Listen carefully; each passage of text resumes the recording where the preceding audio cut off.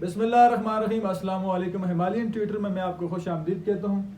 आज का जो टॉपिक है हमारा वो बहुत ही इम्पॉर्टेंट टॉपिक है और आज हम 12 टेंसेस के फार्मूला को सीखने की कोशिश करेंगे। आपने अक्सर देखा होगा कि जो भी नए लोग होते हैं टेंसेस सीखने वाले, वो टेंसेस सीख तो जाते हैं मगर उनको एक बहुत बड़ी कन्फ्यूजन लाक रहती है हमेशा के लिए कि उनसे भूल जाते हैं हेल्पिंग वर्ब और जो मेन वर्ब होते हैं वो उनसे भूल जाते हैं और उनको याद करने में काफ़ी दुश्वारी का सामना करना पड़ता है। सेंटेंस स्ट्रक्चर तो बना लेते हैं, सब्जेक्ट कौन सा लगाना है, ऑब्जेक्ट कौन सा लगाना है, प्रीपोजिशन कौन सी लगानी है, एडवर्ब और एडजेक्टिव कौन से बीच में लगाने हैं, वो सारा कुछ उसका इस्तेमाल तो सीख लेते हैं।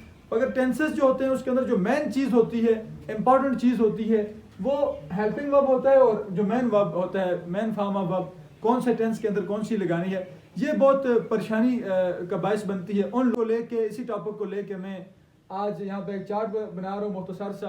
तो उस मुख्तसर वक्त के अंदर इंशाल्लाह आप टेंसेस की जो मेन वर्ब है और उसके बाद जो उसका हेल्पिंग वर्ब है उसको आप इंशाल्लाह सीख जाएंगे।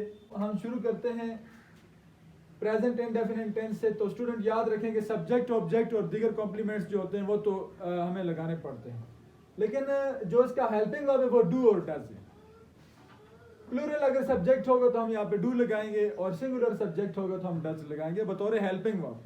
और ये भी हम हेल्पिंग वर्ब लगाएंगे तब जब हमने प्रेजेंट इंडेफिनिट टेंस का नेगेटिव या इंट्रोगेटिव जो है ना वो जुमला बनाना हो।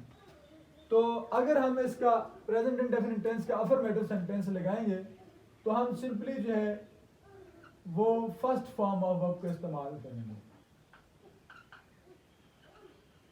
First form of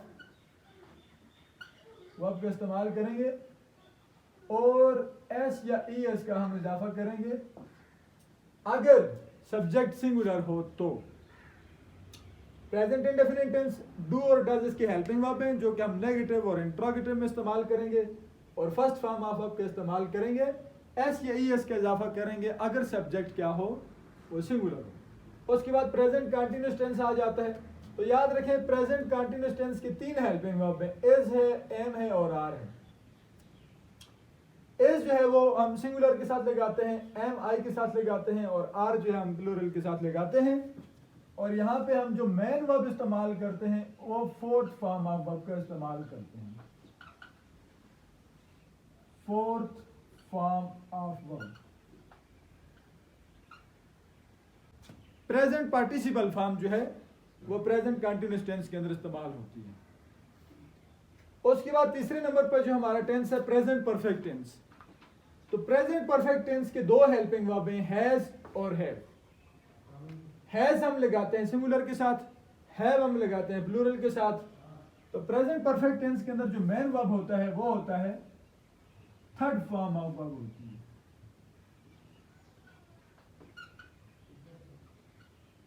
third form of verb यानी पास्ट पार्टिसिपल फॉर्म हम यहाँ पे पुट करते हैं।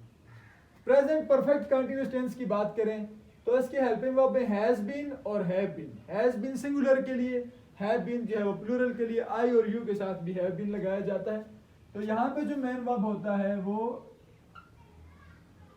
फोर्थ फॉर्म ऑफ वर्ब है।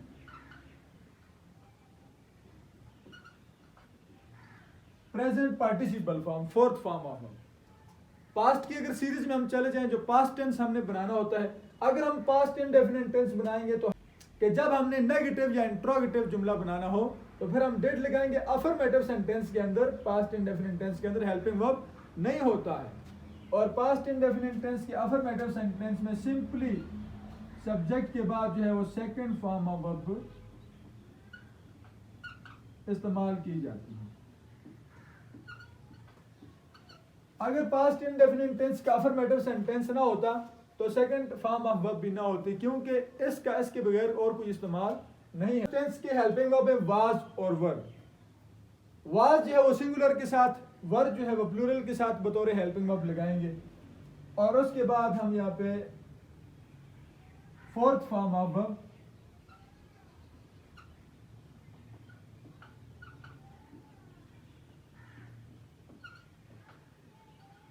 पुट करेंगे पास्ट कंटिन्यूअस टेंस में। पास्ट परफेक्ट टेंस जो है उसका हेल्पिंग वर्ब है हैड और वर्ब की थर्ड फॉर्म यानी पास्ट पार्टिसिपल फॉर्म हम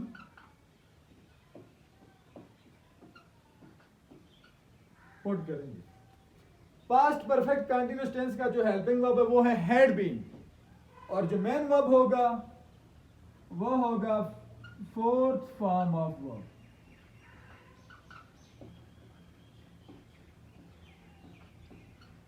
यानी कि present participle form. Future tense की अगर हम लोग बात करें तो फ्यूचर इंडेफिनिट टेंस के हेल्पिंग वर्ब दो हैं, शेल और विल। आई और वी के साथ शेल और बाकी सब के साथ विल होगा। मगर अब जदीद इंग्लिश के अंदर सब के साथ, तमाम सब्जेक्ट के साथ तकरीबन विल लिखा जा रहा है, तो आप सब के साथ विल भी यूज कर सकते हैं और पुराने फार्मूले के हिसाब से आई और वी के साथ शेल भी इस्तेमाल कर सकते हैं। तो फ्यूचर इंडेफिनिट टेंस के हेल्पिंग वर्ब शेल और विल लगाने के बाद आप लगाएंगे एज पर सब्जेक्ट, यानी कि फर्स्ट फॉर्म ऑफ वर्ब लगाएंगे।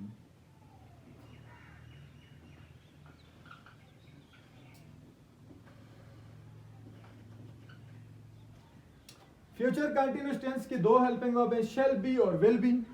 आई और वी के साथ शेल बी, बाकी सब के साथ विल बी। परफेक्ट टेंस के दो हेल्पिंग वर्ब हैं, विल हैव और शेल हैव। इसके साथ आप लगाएंगे थर्ड फॉर्म ऑफ वर्ब।